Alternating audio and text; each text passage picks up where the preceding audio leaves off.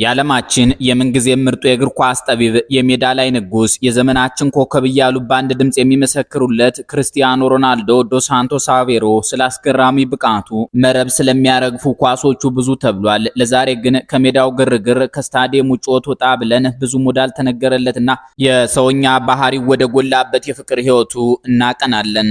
አጋጣሚ የህይወት ቋጠሮ የሚፈታበት ዕጣ ፈንታ የሚወሰንበት ረቂቅ የፈጣሪ ጥበብ ነው። የክርስቲያኖ ሮናልዶና የጆርጂና ሮድሪጌዝ የፍቅር ጅማሬም ከዚሁ አጋጣሚ ጅረት የተቀዳ ነው። አንዲት ዕለት እግር ኳስን በጫማው ስር ያንበረከከው ኮከብ አንድ የሚፈልገውን ዕቃ ለመግዛት በማድሪድ ከተማ ወደሚገኝ አንድ ሱፐርማርኬት ብቅ ይላል። በዚያ ሱፐርማርኬት ውስጥ ግን ዕቃ ብቻ ሳይሆን የእድሜ ልክ አጋሩም እንደምትጠብቀው አላወቀም ነበር። በሩን አልፎ ሲገባ አይኖቹ ከአንዲት ቆንጆ የሽያጭ ሰራተኛ ጋር ተገጣጠሙ።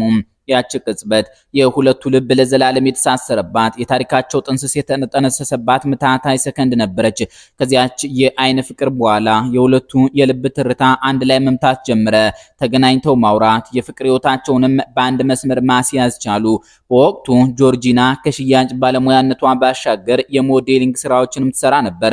ሮናልዶን ከመሰለ የዓለም ኮከብ ጋር የፍቅር ጀልባ ላይ መሳፈር ያንን ጸጥተኛና ሰላማዊ ህይወቷን በማዕበል ሊያናውጠው እንደሚችል ጠንቅቃ ብትረዳም ነገር ግን ፍቅሩ አሸነፋት።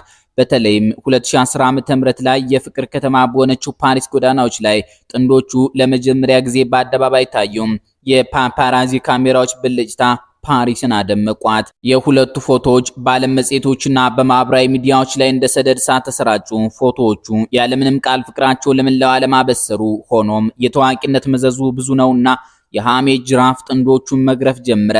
ትልልቅ የዓለም መገናኛ ብዙሃን ሳይቀሩ በጉዳዩ ላይ መዘገብ ያዙ።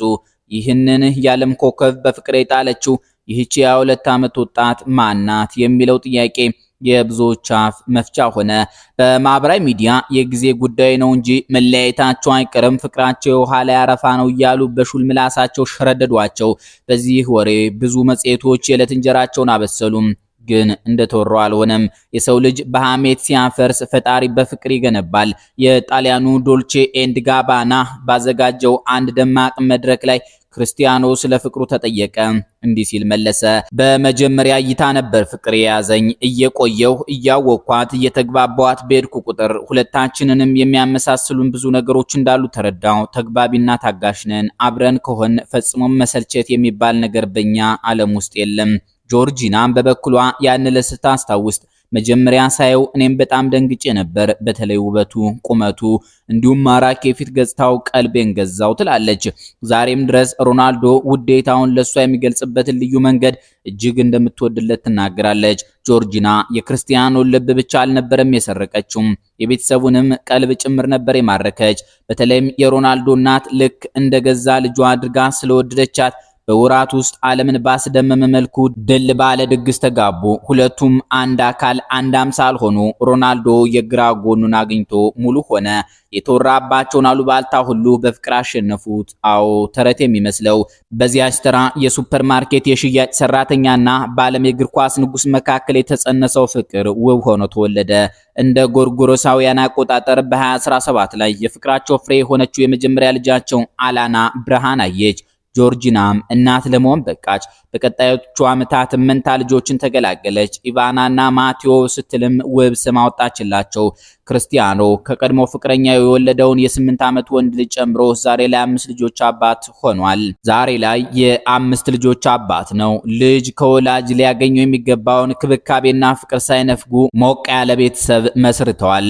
ክርስቲያኖ ለልጆቹ ያለውን ፍቅር ለመግለጽ የዘንድሮ የዓለም ዋንጫ ላይ ሲጫወት ጫማው ላይ በልዩ ትዕዛዝ የልጆቹን ስም አጽፎ ነበር የገባው። ጆርጂና ስለ ህይወቷ ስትናገር ፊቷ ላይ የሚነበበው እርካታ ነው። እሱን ካገኘው በኋላ ትላለች ትንፋሽ ሰብሰብ አድርጋ፣ እሱን ካገኘው በኋላ ህይወቴ ፍጹም ተቀይሯል። የቀድሞ ጓደኞቼን እንኳን ፈልጌ አላውቅም። ውሎና ዳሬ ስታዲየም ከልጆቼ ጋር ነው። ልጆቼን እወዳለሁ። ለኔ ትልቁ በረከቶቼ ናቸው። 5 መሆናቸው ደግሞ በኔ ላይ ምንም አይነት ጫና አይፈጥርብኝም። ክርስቲያኖ ሮናልዶ በእግር ኳስ ተጫዋችነቱ በልምምድና በጉዞ ምክንያት እጅግ ስራ የሚበዛበት ሰው ነው። ነገር ግን ጆርጂና የቤተሰቡን ኃላፊነት ወስዳ ቤቷን በብቃት በመምራት የአንበሳውን ድርሻ እየተወጣች ትገኛለች። ከአንድ ስኬታማ ወንድ ጀርባ አንዲት ጠንካራ ሴት ከአንድ ስኬታማ ወንድ ጀርባ አንዲት ጠንካራ ሴት አለች የሚባለው ለዚህ ነው።